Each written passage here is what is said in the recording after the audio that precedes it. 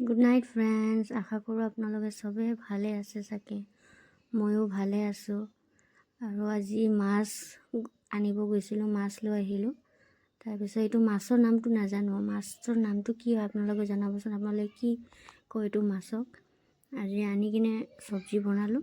চ' এইটো হালধি আৰু নিমখ দি সানি তেলত ফ্ৰাই কৰিলোঁ। ফ্ৰাই কৰাটো হৈয়ে গ'ল। তাৰপিছত তেল অকণমান দি পিঁয়াজ ভাজি ৰঙা কৰিলোঁ।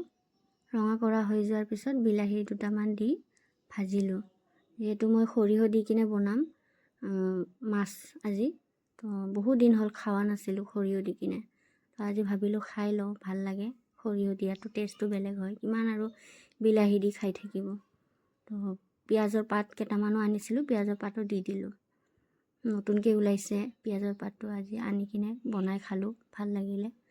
তাৰপিছত পিঁয়াজৰ পাতটো বেছি ভাজিব নালাগে, অকণমান ভাজি হৈ যোৱাৰ পিছত সৰিয়হটো পিছা আছিলে, সৰিয়হটো দি দিলোঁ। সৰিয়হটো আকৌ বেছি ভাজিব নালাগে, বেছি ভাজিলে তিতা হৈ যায়। তো অকণমান ভাজি তাৰপিছত পানী অকণমান দি আপোনাৰ কিমান লাগে ঝোল, সেই হিচাপত ঝোলটো দিয়াৰ পিছত উতল আহিব ঝোলটো, তাৰপিছত আপুনি মাছটো দি হৈ যাব।